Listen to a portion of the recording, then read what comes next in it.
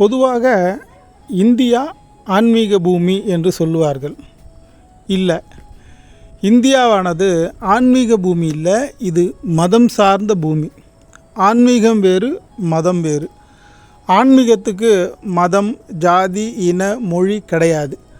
ஆத்ம நிலையில் எல்லாரும் சமம் என்று எண்ணுகிறதே ஆன்மீகம். புரியுதுங்களா? ஆத்மா என்ற ஒரு நிலையில் எல்லா உயிர்களும் ஒன்று தான் அப்படின்னு எண்ணுறது ஆன்மீகம். மதம் என்பது அவரவர் வழிபாட்டுக்குரியது, அவரவர் உருவாக்கி வச்சிருக்கிற கடவுளுக்கு உரியது. உலகம் முழுக்க பலவிதமான கடவுள்கள் உண்டு. அந்தந்த கடவுளுக்கான நாடுகள் உண்டு. இஸ்லாமிய நாடு, கிறிஸ்தவ நாடு, இந்து நாடு அப்படின்னு மத ரீதியாக நாடுகளை பிரித்து வச்சுருக்காங்க. ஆனால் ஆன்மீகத்தில் நாம் ஒன்றுபடவில்லை. சரி, மதங்கள் ரீதியாக கோவில்கள் ஏன் உருவாக்கப்பட்டது? உண்மையில் கோவில்கள் வழியாக இறைவனை அடைகிறோமா, அல்லது இறை பக்தியை, இறை என்கிற தத்துவத்தை நாம் கோவில்களில் சென்று உணர்கிறோமா என்றால் கிடையாது. கோவில்கள் மூலமாக நம்ம இறை அனுபவத்தையும் பெற முடியாது, அந்த இறைநிலையும் அடையவும் முடியாது. இது ரெண்டுத்துக்குமே கோயில் எதிர்ப்பானது. இது வரைக்கும் நீங்கள் இப்படி கேட்டதும் இல்லை இல்லையா? கொஞ்சம் வெளிப்படையாகவே நம்ம பேசுகிறோம். கோயில்கள் ஏன் கட்டப்பட்டது, எதுக்கு கட்டப்பட்டது என்று இதுக்கு முன் வந்த பதிவில் கடவுள் பக்தி பயத்தில் வந்ததா, பக்தியில் வந்ததா என்ற தலைப்பில் நாம் பேசியிருக்கிறோம். அதை நீங்கள் கேட்கலாம். இதனுடைய தொடர்ச்சி தான் இது. இப்போ கோயில் கட்டமைப்பு, அதனால் மக்களுக்கு தெய்வீக எண்ணங்கள் வருமா, கடவுளை அடைய முடியுமா அப்படின்னு நம்ம இப்போ சிந்திச்சுட்டு வரோம். ஒருபோதும் கோவில் மூலமாக நம்ம கடவுளை அடைய முடியாது. கடவுள் தன்மையும் வராது. யாருக்குமே பக்தி, கருணை, இரக்கம், தயவு, அன்பு, பொறுமை இது எதுவுமே வராது. கோவிலுக்குள்ளே போனீங்கன்னா ஒரு மதவாதியாக மாறலாமே தவிர அதை தாண்டி மனிதனாக கூட மாற முடியாதுங்கிறது இதுவரையும் உலகத்தில் கோவில் கட்டமைப்புகள்லாம் உருவான பிறகு இதுவரைக்கும் சாட்சியாக இருக்குது. எந்த கோயில்லையும் மனித நேயத்தை பார்க்கவே முடியாது, ஆன்ம நேயத்தை பார்க்கவே முடியாது, அன்பு, கருணை, தயவு, இரக்கம் எதுவுமே பார்க்க முடியாதுங்க. அந்தந்த கோவில் வழிபாட்டில் அவரவருடைய மத வெறியையும் மத உணர்வையும் தான் பார்க்குறோமே தவிர உண்மையில் பொதுத்துவமான உயிர்கள் மீது பற்றுங்கிற அன்பு கிடையவே கிடையாது. சரி, அப்போ கோவில்கள் எப்படி உருவாக்கப்பட்டதுன்னா, எல்லா கோயிலும் எல்லா மதத்துலேயும் எல்லா கோயில்கள்லேயும் மனித உடல் தத்துவத்தை தான் ஆலயங்களாக அமைத்திருக்கிறார்களே அன்றி உண்மையில் ஏதோ கடவுள்னு ஒன்று இருக்குது, அதை பார்த்தவங்க அதனுடைய ரூபத்தை உள்ளே கொண்டு வந்து அதுக்கு ஒரு கோவில் அமைச்சிருக்கிறாங்க, அதாவது அதுக்கு ஒரு அரண்மனை மாதிரி ஒரு வீடு அமைச்சிருக்கிறாங்க அப்படின்னு நம்ப வச்சுருக்காங்க. உண்மையில் அப்படி கிடையாது. அந்த ஏக இறைப்பொருள், அந்த பரம்பொருளாக இருக்கிறத யாருமே இது வரைக்கும் பார்த்ததில்லை. அதுக்கு உருவம் இருக்குதானா அதுவும் தெரியாது. ஆனால் அதுக்கெல்லாம் ஒரு கதை கற்பனைகளை உருவாக்கி அது ஆணாக இருக்கிற மாதிரியும், பெண்ணாக இருக்கிற மாதிரியும், அதுங்களுக்கு பிள்ளைகள் இருக்கிற மாதிரியும், அதுங்களுக்கு உறவுகள் இருக்கிற மாதிரியும் ஒரு மிகப்பெரிய கட்டமைப்பு தான் உருவாக்கி வச்சுருக்கிறோம். அதுவும் கற்பனை கதை தானே அன்று இதெல்லாம் நிஜம் கிடையாது. பிற மதங்களில் அவங்கவுங்க விருப்பத்துக்கு ஏற்ற மாதிரி அந்த கதை கட்டமைப்பு கொஞ்சம் மாறி இருக்கலாம். ஆனால் கடவுளை பற்றி சொல்லப்பட்டிருக்கிற எல்லா விஷயங்களும் ஒரு தனி மனிதனுடைய சிந்தனையில் உருவான கற்பனை கதை தான். யாருமே இது வரைக்கும் கடவுளை பார்த்ததும் இல்லை, அவர் எப்படி இருப்பார்னு தெரியாது. அப்போ இந்த கற்பனை கதைகள் ஏன் உருவாக்கப்பட்டது அப்படின்னா, கோவில் கட்டமைப்பை உருவாக்கினவங்க அந்த கடவுள் எங்களுக்கு மட்டும் தெரியும், அந்த கடவுளுக்கு நாங்கள் நேரடியான தொடர்பில் இருக்கிறோம், நாங்கள் தான் அவருடைய முழுமையான ஏஜெண்ட்டு, அந்த பாஷை எங்களுக்கு மட்டும்தான் தெரியும். கடவுள் பேசுகிற அந்த பாஷைக்கு தேவ பாஷைன்னு பேர். சாதாரண மனுஷங்க பேசுகிற பாஷைக்கெல்லாம் நீச பாஷைன்னு பேர். கடவுள் பேசுகிற அந்த பாஷைக்கு தேவ பாஷை என்று பேர். இது பாருங்கள், எல்லா மதங்கள்லையும் இப்படி இருக்குங்க. இப்போது கோவிலில் பேசுகிற மொழியும் மக்கள் புழக்கத்தில் பேசுகிற மொழியும் வெவ்வேறாக இருக்கும். இப்போ நம்ம இந்து மதத்திலே எடுத்துக்கிட்டால் சம்ஸ்கிருத மொழி தான் கடவுளுடைய பாஷை, இது தேவ பாஷை அப்படிம்பாங்க. மற்ற மொழிகள் எல்லாம் அது நீச பாஷை அப்படிம்பாங்க. அப்போ அந்த மொழி தெரிஞ்சவங்க சொற்ப ஜனங்கள் தான். அவங்க தான் இந்த கதை கட்டமைப்பை உருவாக்குனவங்க. இது எல்லா மதங்கள்லேயும் உண்டு. இந்த கதை கட்டமைப்பை உருவாக்குனவங்க கோவில்களை ஆக்கிரமிப்பு செய்கிறாங்க. கோவில்களை அவங்க கூட கட்டலை, அவங்களும் கட்டவும் மாட்டாங்க.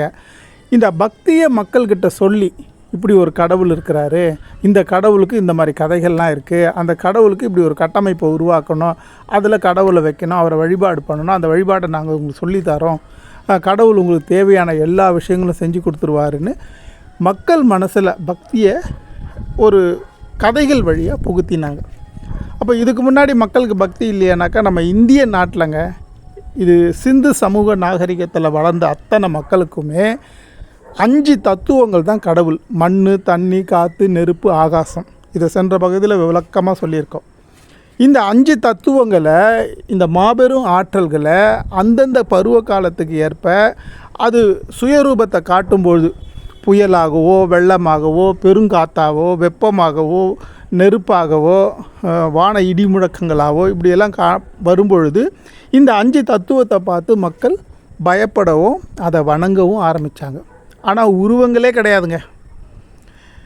இதை கண்ட வெளியிலிருந்து வந்த ஒரு கூட்டம், சிந்து நதி ஓரத்தில் கணவாய்க்காயல் வழியாக ஒரு கூட்டம் வந்து அவங்க ஒரு பக்கத்தில் இருந்து இந்த சிந்து மக்களை பார்த்து அவங்களுடைய வழிபாட்டை எல்லாம் கவனித்தாங்க.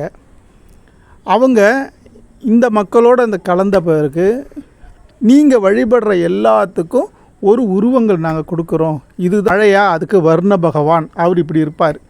காற்றா, வாயு பகவான், அவர் இப்படி இருப்பார். நெருப்பா, அக்னி பகவான், அவர் இப்படி இருப்பார்.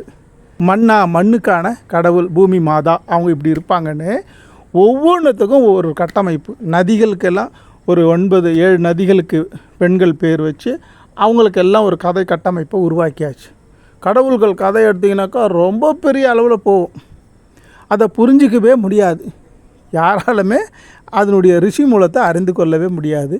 அப்படி உருவாக்கப்பட்டிருக்கும் அது.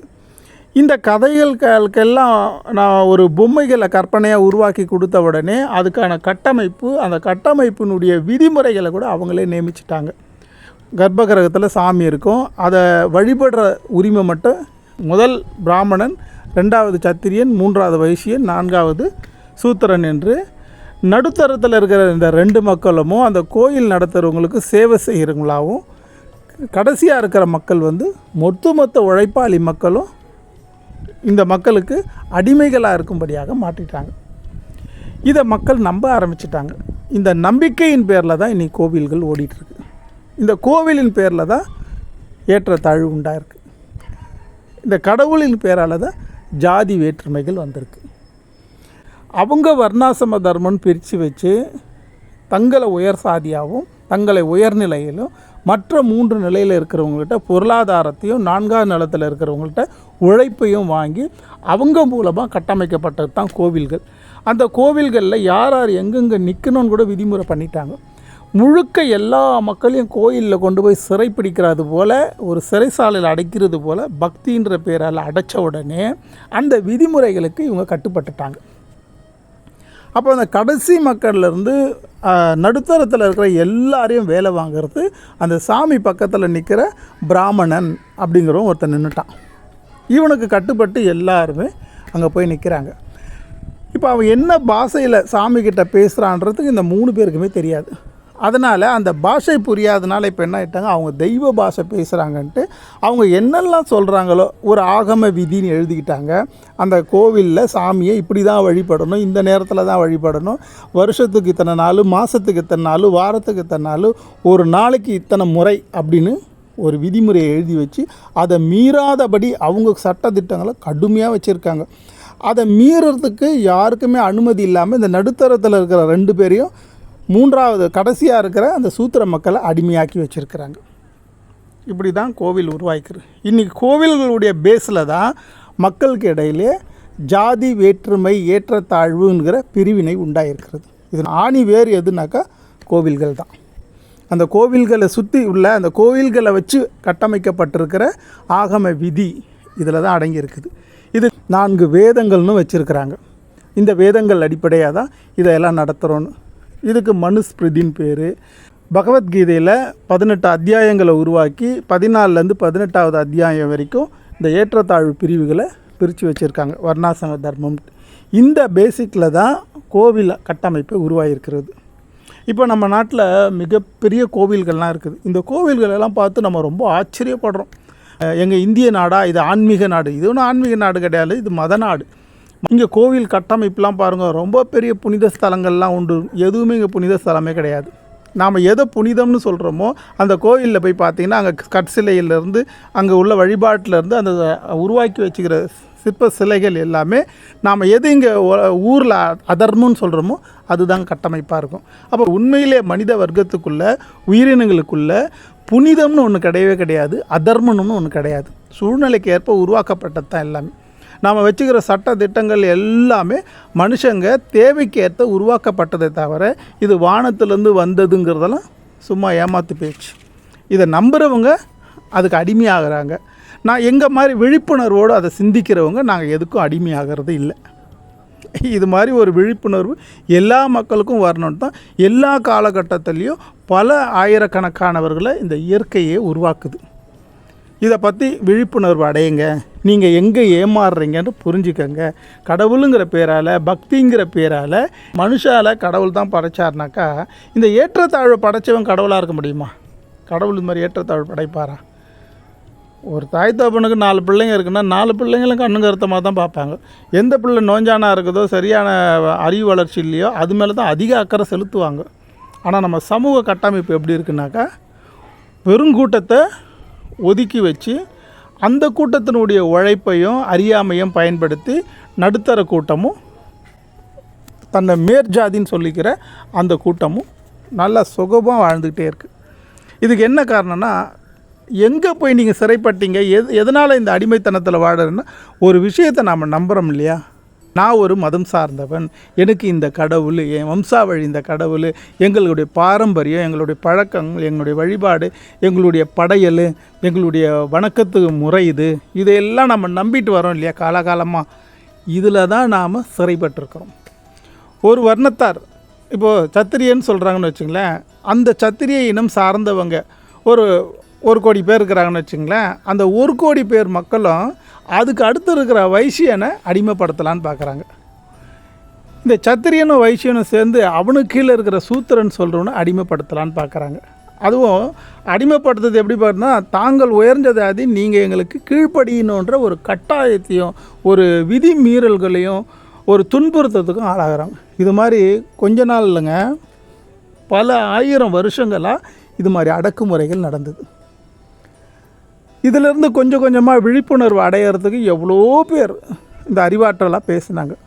இதுக்கெல்லாம் மூலமாக இருந்தவர் கௌதம புத்தர். அவர் தான் மிகப்பெரிய புரட்சிகளை ராஜாக்கள் மத்தியில் கொண்டு வந்தார். நிறைய ராஜாக்களை அவர் மாற்றினார். அவரால் தான் நிறைய புரட்சிகரமான சிந்தனையெல்லாம் வந்தது. நீங்கள் அந்த சொல்கிற கடவுளுங்கிற தத்துவமே பொய்யானது, கடவுள்னு ஒன்று நீங்கள் வடிவமைச்சிருக்கிற மாதிரி கிடையாதுன்னு சொன்னவர் அவர் தான். அதுக்கப்புறமா இயேசுநாதர் வந்தார். அவர் கட்டின அவங்க வழிபாட்டு கோவிலையே அவர் சொன்னார், இந்த கோவில் தாண்டா அவங்க எல்லாரையும் அடிமையாக்குது, இதை ஒரு கல்லின் மேல் ஒரு கல் இல்லாதபடி இடித்து தள்ளுங்க அப்படின்னார். கோயில் இடிக்க சொன்னது இயேசுநாதர் தான். உலகத்திலே முதல் முறையாக சொன்னவர் அவர் தான். அதுக்கப்புறம் நபி பெருமான்னு ஒருத்தர் வந்தார். அவங்க இனத்திலே நிறைய வழிபாடுகளை வச்சு ஏற்றத்தாழ்வுகளை வச்சிருக்கும் போது அவர் ஒரு விழிப்புணர்வை கொண்டு வந்தார். ஆனாலும் இது எல்லாமே முதல்ல ஆயிரக்கணக்கான வழிபாட்டு ஸ்தலங்களாக இருந்ததெல்லாம் அந்தந்த நாடுகளில் சுருங்கி ஒரு பிரதானத்துக்குள்ளே கொண்டு வந்தது. இப்போ அந்த ஒரு பிரதானங்கிறது 3 வடிவத்தில் இருக்குது. இந்து, முஸ்லீம், கிறிஸ்டின்னு பிரதானமாக உலக அளவில் இருக்குது. இதில் ஒருத்தருக்கு ஒருத்தர் போட்டி. என்னுடைய கடவுள் தான் இந்த உலகத்தை படைத்தார், என்னுடைய கடவுள் தான் உண்மையானவர், என்னுடைய வழிபாட்டு முறை தான் உண்மையானதுன்னு உலகம் முழுக்க சண்டை நடக்கிறது இதில் தான். இன்றைக்கும் நம்ம நாட்டில் நடக்கிற கலவரங்கள், யுத்தங்கள், பெரும் பெரும் போராட்டங்கள் இதெல்லாம் எதில் நடக்குதுனாக்கா இந்த மத அடிப்படையில் தான் நடக்குது. பெரிய பிரச்சனையே இந்த மத பிரச்சனைகள் தான். உலகம் முழுக்க நடந்த மனித படுகொலையெல்லாம் மதத்தின் அடிப்படையில் தான் நடந்தது. ஏதோ வறுமையில் நடக்கலை, பசி பஞ்சத்தில் நடக்கலை. அதிகபட்சமாக நடந்த மனித படுகொலைகள்லாம் கடவுளின் பேராலையும் மதத்தின் பேராலையும் நடந்திருக்கு. இன்றைக்கி நம்ம நாட்டில் நடக்கிற எல்லா தீவிரவாத கொலைகளுக்கெல்லாம் முக்கிய காரணம் எதுவாக இருக்குதுனாக்கா அவரவர் மதங்களாக தான் இருக்குது.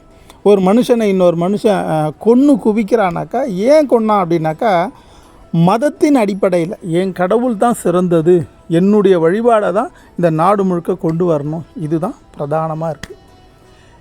இதெல்லாம் ஏன் உருவாக்குறாங்க, இது ஏன் உருவாச்சு, அப்படி ஒரு சிந்தனைக்குள்ளே வரும்பொழுது இந்த விழிப்புணர்வு எல்லாருக்கும் புரியும் பாருங்கள். கோவில்கள் ஏன் கட்டமைக்கிறாங்க, முதல்ல வழிபாட்டு ஸ்தலங்கள் ஏன் உருவாச்சு அப்படின்னா, யார் உருவாக்குறாங்களோ அவங்களுடைய பேர் முதல்ல நாடு முழுக்க பிரசித்தி ஆகும். அந்த கோவில் உள்ள நடக்கிற வழிபாட்டுக்கு வர ஜனங்கள் கொடுக்குற காணிக்கை, கைங்கரியங்கள், தானங்கள், தர்மங்கள் இதெல்லாம் பல லட்சம் கோடிக்கணக்கான சொத்துக்களாக மாறும். தங்கம், வெள்ளி, வைரம், பணம், நிலங்கள், பசுக்கள் இதெல்லாம் தானம் பண்ணுறாங்க இல்லையா, இதெல்லாம் கோவிலுடைய சொத்துக்களாக மாறுது. சரி, இந்த கோவிலில் இவ்வளோ சொத்துக்கள்லாம் சேருது இல்லையா, இந்த சொத்துக்கள்லாம் யார் அனுபவிக்கிறாங்க, யார்கிட்ட போகுது? இது என்றைக்காச்சும் சிந்திச்சிருக்கிறீங்களா? பெரிய கோவில் கூட விட்டுருங்க, உங்கள் தெருக்களில் இருக்கிற ஒவ்வொரு கோவிலுங்க உருவாகிருக்குது இல்லையா, அம்மன் கோயில், ஒரு பெருமாள் கோயில், சிவன் கோயில், முருகன் கோயில், பிள்ளையார் கோயில், ஏதோ ஒன்று உருவாகிடுது, ஓரளவுக்கு டெவலப்மெண்ட் ஆகிடுதுன்னு வச்சுங்களேன். அங்கே மாதத்துக்கு எல்லா விதமான வழிபாடுங்களும் செய்கிறாங்க. வார வழிபாடு செய்கிறாங்க, தினந்தோறும் வழிபாடு செய்கிறாங்க, வருஷ வழிபாடெலாம் செய்கிறாங்க இல்லையா. இப்படி எந்தெந்த கோவிலில் நடக்குதோ அதெல்லாம் ஓரளவுக்கு அந்த ஏரியாவில் டெவலப்மெண்ட் ஆன கோவிலாக இருக்கும். அப்போ அந்த கோவிலில் வர வருமானம் என்னவாகுது, யார் இடத்துல போய் சேருதுன்னா, அந்த கோவிலை நிர்வாகம் பண்ணுகிற ஒரு 5 பேரில் ஒரு 7 பேர் அவங்க தர்மகர்த்தாவாக இருப்பாங்க. அவங்க ஒரு ட்ரஸ்டின்னு ஒன்று உருவாக்கி வச்சுப்பாங்க. அந்த ட்ரஸ்ட்டில் இந்த பணத்தை கொண்டு போயிடுவாங்க. இந்த கோவிலுக்கு சேருகிற எல்லா பணங்களையும் அந்த ட்ரஸ்டின்ற பேரில் கொண்டு வந்துடுவாங்க. அந்த ட்ரஸ்டின்னு கொண்டு வந்துட்டாக்கா அரசுக்கு அதில் வர வருமானத்துக்கு வரி கட்ட வேண்டியதில்லை. ஏன்னா இதுவே தர்மம் தான் பண்ணுறாங்க, இந்த பணத்தை வச்சு நாங்களும் தர்மம் பண்ணுறோம் அப்படிங்கிற ஒரு வரவு செலவை மட்டும் வருஷம் காட்டிடுவாங்க. அப்போ இந்த கோவில் எதுக்காக உருவாகிருக்குதுன்னா, மக்களிடத்தில் பக்தியை வியாபாரம் பண்ணி அவங்களுடைய பொருளாதாரத்தை கோவிலுக்குள்ளே கொண்டு வர்றது. சரி, நான் இந்த நோக்கத்திலே நீங்கள் பொருளாதார நோக்கத்திலே பேசுகிறீங்களே, நாங்கள் கோவிலுக்குன்னு போகும்போது அந்த கடவுள் மூலமாக எங்களுக்கு நன்மையெல்லாம் நடந்ததே அப்படின்னு மக்கள் நம்புகிறாங்க இல்லையா. நான் அந்த பக்தியில் எந்த விதமான குறையும் சொல்லலை, அது அவரவருடைய தனிப்பட்ட விருப்பமாக இருக்கட்டும். உண்மையிலே அப்படி ஒரு கோவிலுக்கு போய் எல்லாமே சுகமானாக்கா இன்றைக்கி அதிகபட்ச கோவில்கள் உருவாகிருக்காது, திரும்ப கோவிலுக்கு போக வேண்டிய அவசியம் இருக்காது. புரியுதுங்களா? இப்போது நம்ம ஒரு ஹாஸ்பிட்டலுக்கு போகிறோம், ஏன் போகிறோம்? நல்லா அழகாக கட்டியிருக்காங்க, சிறந்த மருத்துவர்கள்லாம் இருக்கிறாங்க, அங்கே விதவிதமான டானிக்லாம் வச்சுருக்காங்க, ரொம்ப அழகழகான மாத்திரைகள்லாம் வச்சுருக்காங்க, ஊசிலாம் வச்சுருக்காங்க, இதையெல்லாம் நான் பயன்படுத்தணும்னு போகிறீங்களா? அப்படி போகிறோமா நம்ம? இல்லை இல்லையா. பிரச்சனைன்னு ஒன்று உடம்புல வந்துச்சுன்னா தானே மருத்துவமனை நாடி போகிறோம். அங்கே போனோம்னா ஸ்கேன் எடுக்கிறதோ, இசிஜி எடுக்கிறதோ, இப்போ நிறைய கருவிகள்லாம் வந்துருச்சு. இதன் மூலமாக நம்ம உடம்பில் பரிசோதனை பண்ணிக்கிறோம். இதுக்கு இந்தந்த பிரச்சனை இருக்குதுன்னு அதுக்கான மாத்திரை மருந்துகளை நம்ம பயன்படுத்திக்கிறோம். இது சரியான பிறகு திரும்ப நம்ம மருத்துவமனைக்கு போவோமா? பெட்டெல்லாம் புதுசாக போட்டிருக்கிறாங்க, எல்லாம் காலியாக இருக்குது, நான் போய் ஒரு 10 நாள் படுத்துட்டு வரேன், போவோமா? சிந்திச்சு பாருங்கள். இந்த சிந்தனை உங்களுக்குள்ளே வளரணும். இந்த சிந்தனை வர வர உங்களுக்கு என்ன ஆகுனாக்கா, நாம் செய்கிற ஒவ்வொரு செயல்லையும் நமக்கு அந்த விழிப்புணர்வு வரும். நம்ம வெறும் பொருளாதாரத்தை மட்டும் இழக்கலை, இந்த வழிபாட்டின் மூலமாக நம்ம இன்னொரு மனுஷனையும் தாக்குறோம், இன்னொரு நாட்டையும் தாக்குறோம், இன்னொரு ஊரையும் தாக்குறோம்,